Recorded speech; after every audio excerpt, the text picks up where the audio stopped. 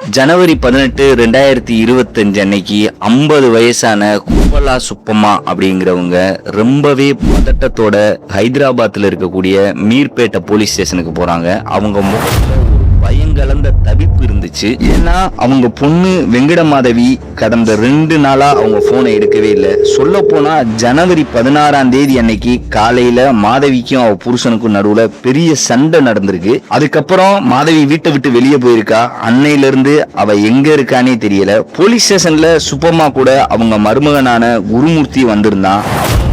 நினைச்சு கவலைப்படுற மாதிரி தான் நடிச்சான். ஆனா தான் பொண்ணு காணாம போனதுக்கு தான் பக்கத்துல நிக்கிற இவன் தான் காரணம் அப்படிங்கிற விஷயம் அப்போ அந்த அம்மாவுக்கு தெரியல. ஆனா அந்த கவலையான முகத்துக்கு பின்னாடி ஒரு சாதாரண மனுஷன் நினைச்சு கூட பார்க்க முடியாத ஒரு மிகப்பெரிய கொடூரத்தை அவன் மறைச்சு வச்சிருந்தான். ஆனா இந்த கேஸோட மிகப்பெரிய ட்விஸ்டே என்னன்னா, அவன் என்ன பண்ணான் அப்படிங்கிறது கிடையாது, அதை பண்ணதுக்கு அப்புறம் அவன் அதை மறைக்க எவ்வளவு முயற்சி பண்ணான் அப்படிங்கிற விஷயம் தான். மொத்த தெலுங்கானாவையும் உழுக்குன குக்கர் கேஸை பத்தி தான் நம்ம இன்னைக்கு பார்க்க போறோம். நான் உங்கள் தாஸ், இது பிளாக் ஸ்மைலி. வாங்க வீடியோக்குள்ள போலாம். கணவனே மனைவிய வெட்டி அவிச்சு வீட்டில் இருக்கிற ப்ரெஷர் குக்கர், நம்ம இட்லி பிரியாணிக்கெல்லாம் யூஸ் பண்ற ப்ரெஷர் குக்கர் இருக்குல்ல, அதுல மனைவிய வருஷ கணக்கா கூட வாழ்ந்த மனைவிய, 2 குழந்தைங்களை பெத்தெடுத்த மனைவிய, தன்னை லவ் பண்ற மனைவிய வீட்டுல ப்ரெஷர் குக்கர்ல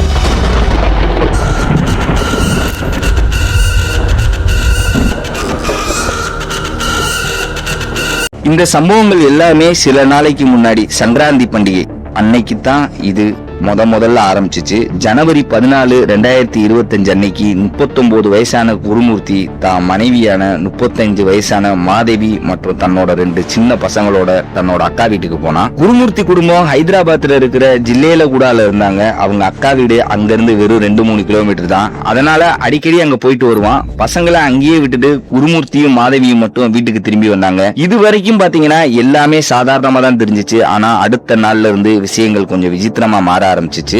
ஜனவரி 15 அன்னைக்கு குருமூர்த்தி மறுபடியும் மாதவி அவங்க அக்கா வீட்டுக்கு கூட்டிட்டு போனா. அவன் பசங்க இன்னும் அங்கதான் இருந்தாங்க.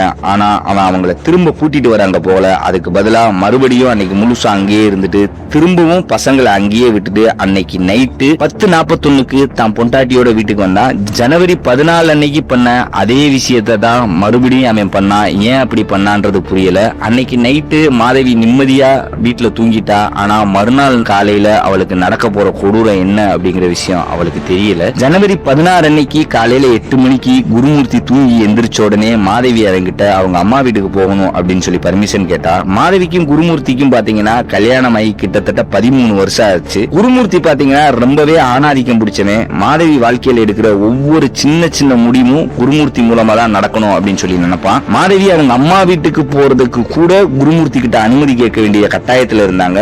உணர்ச்சி ரீதியாகவும் பணத்துக்காகவும் அவனை சார்ந்துதான் இருந்தாங்க. இப்போ அவங்க அம்மா வீட்டுக்கு போகணும்னு மாதவி கேட்ட உடனே குருமூர்த்திக்கு பாத்தீங்கன்னா பயங்கரமான கோவம் வந்துச்சு. கோவம் வந்த குருமூர்த்தி அவனை அவங்க அம்மா வீட்டுக்கு போக கூடாது அப்படின்னு சொல்லிட்டான். இதை கேட்ட மாதவி ரொம்பவே அப்செட் ஆகி விரக்தி அடைஞ்சா. இதனால 2 பேருக்கு இடையில மிகப்பெரிய வாக்குவாதம் ஆரம்பிச்சு சீக்கிரமே அதுக்கு மிகப்பெரிய சண்டையாவும் மாறிச்சு. இந்த தடவை குருமூர்த்தியோட இந்த பேச்சை கேட்க கூடாது அப்படின்னு சொல்லி மாதவி உறுதியா இருந்தா. ஆனா இன்னொரு பக்கம் குருமூர்த்தியோட கோவம் அதிகமாகிட்டே இருந்ததால அவன் மாதவி மேல கை வைக்க ஆரம்பிச்சான். ஆனா பாவம் மாதவிக்கு இது ஒன்னும் புதுசு இல்ல. ஏன்னா இதுக்கு முன்னாடி குருமூர்த்தி அவளை பல முறை அடிச்சு துன்புறுத்தி இருக்கான். இருந்தாலும் தான் புருஷன் இவ்வளவு ஆபத்தானவன் அப்படின்னு சொல்லி மாதவி அப்ப நினைக்கல. ஏன்னா இந்த தடவை குருமூர்த்தி அவளை அடிக்கிறது மட்டும் இல்லாம அவளை கொலை பண்ணவும் முயற்சி பண்ணா. மாதவிக்கும் அவனுக்கு இருந்த உடல் வலிமை வித்தியாசத்துல மாதவியால தன்னை தற்காத்துக்க முடியல. குருமூர்த்தி அவளை ரொம்ப மோசமா அடிச்சதுனால மாதவி மயக்கமாயிட்டா. ஆனா அவ மயங்கினதுக்கு அப்புறமும் அவன் அவளை விடல. அவளோட கழுத்தை இறுக்கி பிடிச்சு மூச்சு அடங்குற வரைக்கும் நடிச்சான். 13 வருஷ கல்யாண வாழ்க்கையில மாதவிக்கு எவ்வளவோ சித்திரவதைகள். கடைசியில பாத்தீங்கன்னா தன்னோட உயிரை விட்டு தான் அந்த சித்திரவதையில இருந்து மாதவி விடுதலையானா. இத பாக்குற நீங்களும் சரி, இதுக்கு முன்னாடி கேட்டவங்களும் சரி, இது ஏதோ புருஷன் பொண்டாட்டிக்குள்ள ஒரு வாக்குவாதம் நடந்துச்சு, அந்த வாக்குவாதத்தோட கோபத்துல அந்த புருஷன் அவன் பொண்டாட்டியை கொன்னுட்டான் அப்படின்னு தானே நினைக்கிறீங்க. ஆனா அது அப்படி கிடையாது. இவன் இது எல்லாத்தையுமே பக்காவா பிளான் பண்ணி எல்லாத்தையுமே முன்னாடியே தீர்மானிச்சு பண்ணப்பட்ட ஒரு பக்கா பிளான்டு மர்டர் கொலை இது. குருமூர்த்தி விடாம 2 நாள் சாயங்காலம் அவங்க அக்கா வீட்டுக்கு போனது, அங்க பசங்களை விட்டுட்டு மாதவியை மட்டும் தனியா வீட்டுக்கு கூட்டிட்டு வந்தது, ஏன் மாதவி கிட்ட சண்டை போட ஆரம்பிச்சது கூட அவனோட பிளான்ல ஒரு பகுதி தான். குருமூர்த்திக்கு அவனோட பொண்டாட்டி மேல என்னைக்குமே பாத்தீங்கன்னா அன்பு அப்படிங்கிறது சுத்தமா இருந்தே இல்ல. இத்தனை வருஷ பகையால கடைசியில மாதவியை தான் வாழ்க்கையில இருந்தே நீக்கணும்னு அவன் முடிவு பண்ணிட்டான். ஆனா நான் ஆரம்பத்துல சொன்ன அந்த கொடூரமான செயல் அப்புறம் தான் ஆரம்பிச்சிச்சு. ஏன்னா குருமூர்த்தி போலீஸ் கிட்ட சரணடையவோ இல்ல பிடிபடவோ துளி கூட விரும்பல. தன்னோட குற்றத்தை மறைக்க அவன் செஞ்ச எல்லா விஷயங்களையும் யாராலையும் கனவுல கூட நினைச்சு பார்க்க முடியாது. மாதவியை கொன்னதுக்கு அப்புறம் காலையில 10 மணில இருந்து சாயங்காலம் 6 மணி வரைக்கும் மாதவியோட பிணத்தோட பாத்ரூம்குள்ள அடைஞ்சு கிடந்தான். அப்புறமா ஒரு கத்திய வச்சு மாதவியோட உடம்ப சின்ன சின்ன முதல்ல உடம்புல இருந்து கை கால்களை தனித்தனியா அதை ஒரு பிளாஸ்டிக் வாளியில போட்டான். என்ன இதை கேட்கும் போது தலை சுத்துதா? இனி தலைகீழ சுத்தும். அதுக்கப்புறம் ஒரு குக்கரை வச்சு அந்த உடல் உறுப்புகளை வேக வச்சான். ஏன்னா எலும்பையும் சதையும் அப்பதான் தனித்தனியா பிரிக்க முடியும்னு அவன் நினைச்சான். எலும்புகளை பிரிச்சதுக்கு அப்புறம் ஒரு ஆட்டுக்கல்ல போட்டு அதை பவுடரா அரைச்சான். அப்புறம் சதையோட சேர்த்து அதை எல்லாத்தையும் டாய்லெட்ல பல தடவை போட்டு பிளாஷ் பண்ணான். சில உடல் பாகங்களை அடுப்புல வச்சு எரிக்கவும் முயற்சி பண்ணான். கெட்ட வாடை வெளியே தெரியாம இருக்க வீட்டோட எல்லா ஜன்னல் கதவுகளையும் திறந்து வச்சுட்டான். இவ்வளவு செஞ்சதுக்கு அப்புறமும் மிஞ்சி இருந்த உடல் பாகங்களை ஒரு கருப்பு கலர் குப்பை பையில போட்டு கட்டுனா. அப்புறம் டிடர்ஜென்ட் மற்றும் பினாயில வச்சு வீட்டை பல முறை கழுவுனா. ஏன்னா தடம் கூட வீட்டுல இருக்கக்கூடாதுன்னு அவன் கவனமா இருந்தான். இந்த வேலை எல்லாத்தையும் செஞ்சு முடிக்க அவனுக்கு கிட்டத்தட்ட 8 மணி நேரத்துக்கு மேல ஆச்சு. ஆனா இப்ப குருமூர்த்திக்கு ஒரு நம்பிக்கை வந்துடுச்சு, மாதவியோட தடயம் எதுவுமே இந்த வீட்டுல இல்ல அப்படிங்கிறது. ஆனா உங்க எல்லாருக்கும் இன்னொரு முக்கியமான விஷயம் ஒண்ணு நான் சொல்லியே ஆகணும். மாதவியோட உடம்ப பிரஷர் குக்கர்ல போட்டு வேக வச்சதா செய்திகள்ல சொல்லப்பட்டுச்சுல, ஆனா அது உண்மையே இல்ல. அது என்னன்னா நம்ம வீடுகள்ல பயன்படுத்துற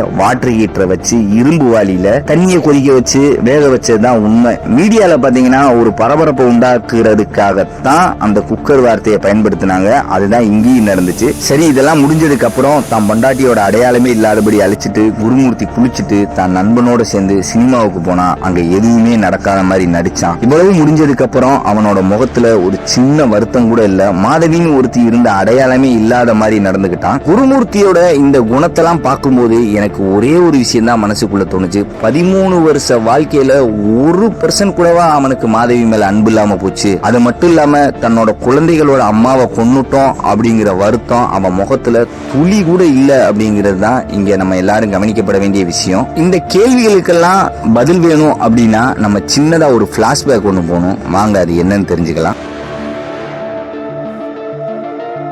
ஹைதராபாத் வர்றதுக்கு முன்னாடி குருமூர்த்தி மாதவியோட தான் சொந்த கிராமத்துல தான் இருந்தான். அவன் ஆர்மியில பாத்தீங்கன்னா நாயாப் சுபேதார் அப்படிங்கிற வேலை பார்த்துக்கிட்டு இருந்தான். அதனால அவன் ஒரு சாதாரண மனுஷன் கிடையாது. அவனோட எண்ணங்கள் எல்லாமே ரொம்பவே கண்டிப்போட இருக்கும். வேலை காரணமா அவன் அதிக நேரத்தை வீட்டுக்கு வெளியில தான் கழிச்சான். இதனால பாத்தீங்கன்னா மாதவிக்கு அவனுக்கு இடையில ஒரு உணர்வு பூர்வமான நெருக்கம் அப்படிங்கிறது இல்லாமலே போயிடுச்சு. கல்யாணம் ஆகி ரொம்ப வருஷம் ஆனாலும் அவங்களுக்குள்ள ஒரு அடிப்படை புரிதல் அப்படிங்கிறது சுத்தமா இல்லவே இல்லை. இதனால பாத்தீங்கன்னா அவங்களுக்குள்ள அடிக்கடி சண்டை வரும். உண்மையை சொல்ல போனா குருமூர்த்தி மேல ஏற்கனவே குடும்ப வன்முறை மற்றும் வரதட்சணை குடும்பம்னு பல புகார்கள் வந்திருக்கு. அதனால பாத்தீங்கன்னா மாதவி விஷயத்துல அவன் மனநிலை ரொம்பவே கொடூரமாவும் மோசமாவும் தான் இருந்திருக்கு. ஆனா இவங்க கிராமத்துல இருந்ததுனால போலீஸ் வரைக்கும் விஷயத்தை கொண்டு போகாம ஊர் முன்னாடியே பேசி பெரியவங்களா சமாதானம் பண்ணி வச்சிருக்காங்க. ஆனா இது எல்லாமே மேலோட்டமான சமாதானம் தான். அவங்களுக்குள்ள இருந்த பிரச்சனை என்னைக்குமே தீரல. இவ்வளவு நடந்தும் மாதவிக்கு இந்த கல்யாண வாழ்க்கை தொடர்றதை தவிர வேற வழியே இல்ல. கிராமத்துல இருக்கிற மாதவி டைவர்ஸ் எல்லாம் பாத்தீங்கன்னா ரொம்ப தூரமான விஷயம். ஏன்னா அவ தான் விருப்பத்துக்கு அவங்க அம்மா வீட்டுக்கு கூட போக முடியாத நிலைமை அப்படிங்கிறப்ப அவ வாழ்க்கை எப்படி இருந்திருக்கும் நீங்களே பாருங்க. அவங்க 2 பேத்துக்கு நடுவுல சரியா எதுக்குத்தான் சண்டை வரும் அப்படின்னு யாருனாலையும் தெளிவா சொல்ல முடியல. ஆனா அவங்க சண்டை எல்லாமே வரதட்சணை, அது மட்டும் இல்லாம மாதவியோட குடும்பத்தை சுத்தி தான் இருந்துச்சு. குருமூர்த்திக்கு மாதவியோட குடும்பத்தை சுத்தமா பிடிக்காது. அதனால பாத்தீங்கன்னா மாதவி அவங்க அம்மா வீட்டுக்கு போக விடாம பல தடவை தடுத்திருக்கான். வரதட்சணை விஷயத்துல குருமூர்த்திக்கும் மாதவியோட குடும்பத்துக்கு நடுவுல இருந்த மனஸ்தாபம் கூட இது எல்லாத்துக்கும் ஒரு காரணமா இருந்திருக்கலாம். ஆனா இது எல்லாமே என்னோட யூகம் தான். இதுக்கு எதுவுமே ஆதாரம் இல்ல.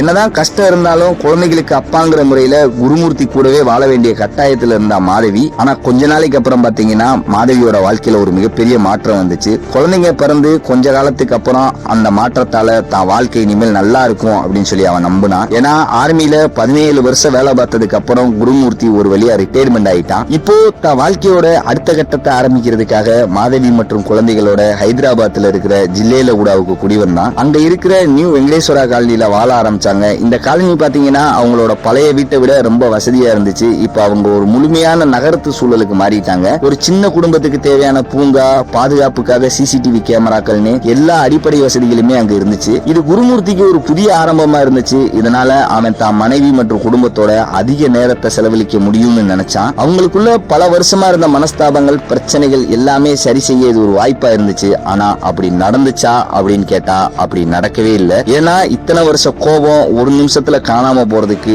வாய்ப்பு அப்படிங்கிறது சுத்தமா இல்ல. இதை சரி பண்ண ரெண்டு பேர் பக்கமும் நிறைய முயற்சியும் நேரமும் தேவை. ஆனா குருமூர்த்திக்கு இதெல்லாம் செய்ய துளி கூட ஆர்வம் கிடையாது. இப்போ குருமூர்த்தி பாத்தீங்கன்னா DRDOல ஒரு செக்யூரிட்டி கார்டா வேலை பார்த்துக்கிட்டு இருந்தான். ஆனா மாதவியோட அவனோட உறவு பழையபடியே ரொம்ப மோசமா இருந்துச்சு. அவன் இன்னும் மாதவி கிட்ட சண்டை போட்டுட்டு அவளை திட்டிட்டு அவன் மேல கை வச்சுட்டு தான் இருந்தான். இதை பார்க்கும்போது எனக்கு ஒண்ணு தோணுது, அந்த பசங்க, அதாவது அவங்க குழந்தைங்களுக்கு இதெல்லாம் பார்க்கும்போது எப்படி இருந்திருக்கும். ஏன்னா அவங்க ரெண்டு பேரும் பசங்க முன்னாடியே சண்டை போட்டுக்கிட்டு இருந்தாங்க. இதனால அந்த பசங்க மனசளவுல பாத்தீங்கன்னா ரொம்பவே பாதிக்கப்பட்டிருப்பாங்கல்ல. மாதவி தான் புருஷன் வீட்டுக்கு வந்ததுக்கு அப்புறம் நல்லாயிருவான் அப்படின்னு இருந்த ஒரு சின்ன நம்பிக்கை கூட கடைசியில வீணா போச்சு. இப்ப மறுபடியும் குருமூர்த்தி விஷயத்துக்கு வருவோம். தான் பொண்டாட்டி அவளோட உடல் பாகங்களை ஒரு குப்பை பையில போட்டு பக்கத்துல இருக்கிற சந்தன் ஏரியில வீசிட்டான். இதெல்லாம் செஞ்சதுக்கு அப்புறம் எதுவுமே நடக்காத மாதிரி தன்னோட நண்பனோட சேர்ந்து சங்கராந்திக்கு வஸ்துன்னம் அப்படிங்கிற சினிமாவுக்கு போனான். இதுதான் அவனோட நடிப்போட ஆரம்பமே. இது மூலியமா மாதவியோட குடும்பத்தையும் போலீஸையும்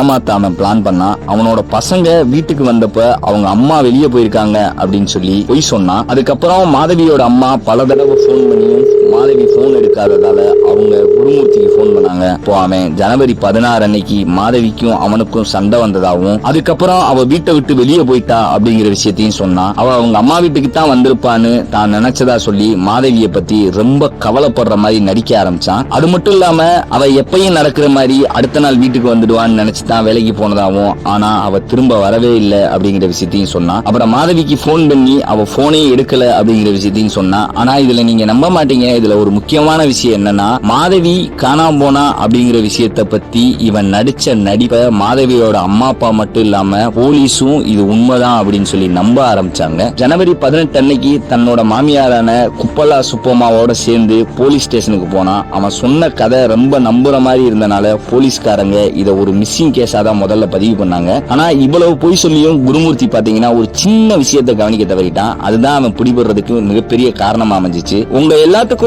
ஆரம்பத்துல நான் ஒரு விஷயம் சொன்னது ஞாபகம் இருக்கும் அப்படின்னு சொல்லி நினைக்கிறேன். அதாவது அவங்க புதுசா குடி வந்த வீட்டுல எல்லா வசதிகளும் இருக்கு, அதே மாதிரி அந்த காலனில சிசிடிவி கேமரா வசதி இருக்குன்னு சொன்ன விஷயம் உங்களுக்கு கண்டிப்பா ஞாபகம் இருக்கும். அந்த கேமரால குருமூர்த்தியோட வீடும் அவனோட வாசலும் நல்லா தெளிவாவே தெரிஞ்சிச்சு. அப்படின்னா மாதவி வீட்டுக்குள்ள வந்ததுல இருந்து அவனோட உடல் பாகங்களை அவன் எடுத்துட்டு போனது வரைக்கும் எல்லாமே அந்த கேமராவில பதிவாகி இருந்திருக்கும். போலீஸ் மாதவியை தேட ஆரம்பிச்சப்ப அவங்களோட முதல் வேலையே அந்த சிசிடிவி கேமராவை பார்த்ததுதான். அதை பார்த்தப்ப ஜனவரி 15 அன்னைக்கு ராத்திரி மாதவி குருமூர்த்தியோட வீட்டுக்குள்ள போனது தெரிஞ்சிச்சு. ஆனா அதுக்கப்புறம் அந்த வீட்டை விட்டு அவ வெளியே வரவே இல்லை. குருமூர்த்தி மட்டும்தான் திரும்ப திரும்ப வெளியே போயிட்டு உள்ள வரான், அதுவும் தனியா போயிட்டு வர்றான். இதை பார்த்த உடனே போலீஸுக்கு குருமூர்த்தி மேலையும் அவன் சொன்ன கதை மேலையும் சந்தேகம் வந்துடுச்சு. அதனால பாத்தீங்கன்னா ஜனவரி 28 அன்னைக்கு குருமூர்த்தியை பிடிச்சு விசாரிச்சாங்க. அந்த விசாரணையில தான் ஆட்டம் முடிஞ்சிச்சு அப்படிங்கிற விஷயம் குருமூர்த்திக்கு புரிய ஆரம்பிச்சிச்சு. ஆரம்பத்துல பாத்தீங்கன்னா போலீஸ திசை திருப்பத்தான் பார்த்தான். ஆனா போலீஸ் தன்னோட பாணியில விசாரிச்சப்ப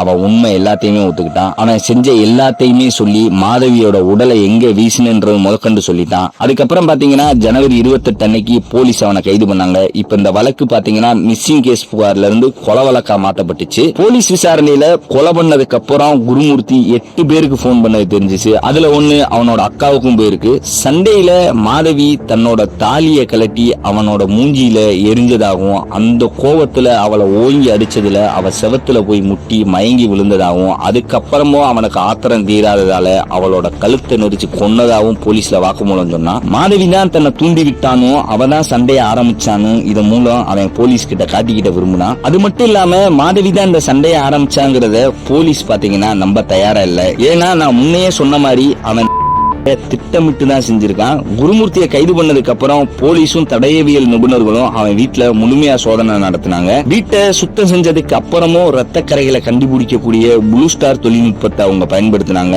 அந்த வீட்டுல ரத்தத்தை தவிர ஒரு பிளாஸ்டிக் வாளியில மாதவியோட முடி துகள்களும் கிடைச்சிச்சு. பாத்ரூம்ல இருந்து அவங்களோட தோல் திசுக்களையும் போலீஸ் எடுத்தாங்க. வீட்டுல இருந்த மாதவியோட துணிகள், 2 மொபைல் போன், அதுக்கப்புறம் கத்தி, கேஸ் ஸ்டவ், ஆட்டுக்கள், வாட்டர் ஹீட்டர் மற்றும் பினாயில், ஆசிட் பாட்டில் அப்படின்னு போலீஸ் பல விஷயங்களை அங்க இருந்து கைப்பற்றினாங்க. இது எல்லாமே இந்த வழக்கோட முக்கிய ஆதாரமா எடுத்துக்கிறப்பட்டுச்சு. குருமூர்த்தி மாதவியோட உடல் பாகங்களை வீசினதா சொல்லப்பட்ட சந்தன் ஏரியிலையும் போலீஸ் தேடி பார்த்தாங்க. ஆனா உடல் பாகம் எதுவுமே அங்க இருந்து கிடைக்கல. இந்த வழக்குல பாத்தீங்கன்னா போலீஸ் ரொம்ப நல்லா வேலை செஞ்சிருக்காங்க அப்படின்னு சொல்லி அவங்கள மக்களும் கோர்ட்டும் ரொம்பவே பாராட்டினாங்க. அதுக்கப்புறம் அவங்க ஒரு முழுமையான குற்றப்பத்திரிகையை தாக்கல் செஞ்சாங்க. இதனால பாத்தீங்கன்னா இந்த வழக்கு வேகமாவே விசாரணைக்கு வந்து குருமூர்த்திக்கு சீக்கிரமே நீதிமன்றம் மூலமா தண்டனையும் கிடைக்க வாய்ப்பு இருக்கு. விசாரணையில போலீஸுக்கு கிடைச்ச எல்லா ஆதாரங்களையும் இந்த குற்றப்பத்திரிகையில தாக்கல் பண்ணாங்க. இதுல இருக்கிற DNA அறிக்கை, அது மட்டும் இல்லாம வீட்டுல கிடைச்ச ரத்தம், முடி மற்றும் திசு எல்லாமே மாதவியோடது தான் அப்படின்னு சொல்லி அந்த DNA அறிக்கை உறுதிப்படுத்துச்சு. ஆனா குருமூர்த்தியோட தரப்பு வாதத்தை பார்க்கும்போது அவன் செஞ்சதுக்கு அவன் துளி கூட வருத்தப்படல அப்படின்ற விஷயம் தெளிவாவே தெரியுது. அவனுக்கு எதிராக இருக்கிற ஆதாரம் எல்லாமே சூழ்நிலை ஆதாரம் தான் அப்படின்னும், அவன் போலீஸ் விசாரணையில கொடுத்த வாக்குமூலத்தை மட்டும் வச்சு தண்டிக்க முடியாதுன்னு அவன் தரப்புல சொல்றாங்க. அதாவது இந்த ஆதாரங்கள் மட்டும் குருமூர்த்தி தான் கொலை செஞ்சான் அப்படின்னு சொல்லி ப்ரூஃப் பண்ண முடியாது அப்படிங்கிற விஷயத்தை அவங்க சொல்ல வராங்க. ஆனா அவங்க தரப்புல இருந்து சொல்ற மாதிரி இது எல்லாமே சட்டத்தில இருந்து தப்பிக்கக்கூடிய ஒரு சிறு சிறு ஓட்டைகள் மட்டும்தாங்கிற விஷயமே தவிர, ஆனா போலீஸ் கொடுத்திருக்க ஆதாரத்தை வச்சு மட்டுமே அவனுக்கு தண்டனை வழங்கப்பட முடியும்னு வழக்கறிஞர் தரப்புல இருந்து சொல்லப்படுது. ஜூன் 2025 நிலவரப்படி நீதிமன்றம் குருமூர்த்தியோட ஜாமீனை 4வது முறையா நிராகரிச்சிச்சு. இது சரியான முடிவு தான். ஏன்னா அவனுக்கு ஆர்மியில இருக்கிற செல்வாக்க வச்சு அவன் தப்பிக்கவோ இல்ல சாட்சிகளை கலைக்கவோ வாய்ப்பு இருக்கு. அதனால அவன் இப்போதைக்கு போலீஸ் காவல்ல தான் இருக்கான். ஒரு பக்கம் இந்த வழக்கோட விசாரணை நடந்துகிட்டு இருக்கு, இன்னொரு பக்கம் மாதவியோட குடும்பம் இன்னும் நீதிக்காக காத்துக்கிட்டு இருக்கு. குருமூர்த்தி அவன் செஞ்ச செயலுக்காக கடுமையான தண்டனை கிடைக்கணும். அப்பதான் மாதவியோட குடும்பம் இந்த கஷ்டத்துல இருந்து மீண்டு வர முடியும்னு சொல்லி நான் நம்புறேன். இந்த வழக்குல பாத்தீங்கன்னா மாதவி ஒரு பாதிக்கப்பட்டவரா இருந்தா கூட குருமூர்த்தியோட 2 குழந்தைங்க தான் உண்மையிலே பாதிக்கப்பட்டவங்க. அவங்களுக்கு இப்ப பாத்தீங்கன்னா வெறும் 7 மற்றும் 10 வயசு தான் ஆகுது. இந்த சின்ன வயசுல இந்த சூழ்நிலையை அவங்க எப்படி தாங்கிக்க போறாங்க அப்படிங்கிற விஷயம் தெரியல. பெற்றவங்களோட அன்பும் அரவணைப்பும் கிடைக்க வேண்டிய இந்த வயசுல இப்ப அவங்க அனாதையா நிக்கிறாங்க. நம்ம சமூகத்துல விவாகரத்தை ஒரு பாவமா பார்க்காம தேவையில்லாத ஒரு உறவுல இருந்து வெளியே வரக்கூடிய ஒரு வழியா பார்த்தாலே இந்த மாதிரி பல விஷயங்கள் நடக்காம நம்மளால தடுக்க முடியும். இதோட இந்த கதை இங்கேயே முடியுது. நான் உங்கள் தாஸ், இது பிளாக் ஸ்மைலி. மறந்துடாம நம்ம சேனலை சப்ஸ்கிரைப் பண்ணுங்க. உங்களுக்கு இந்த வீடியோ பிடிச்சிருந்தா கண்டிப்பா லைக் பண்ணுங்க. நீங்க அப்படி லைக் பண்ணீங்கன்னா உங்களை மாதிரியே இந்த கதையை விரும்புறவங்களுக்கு இந்த கதை போய் சேரும். நன்றி.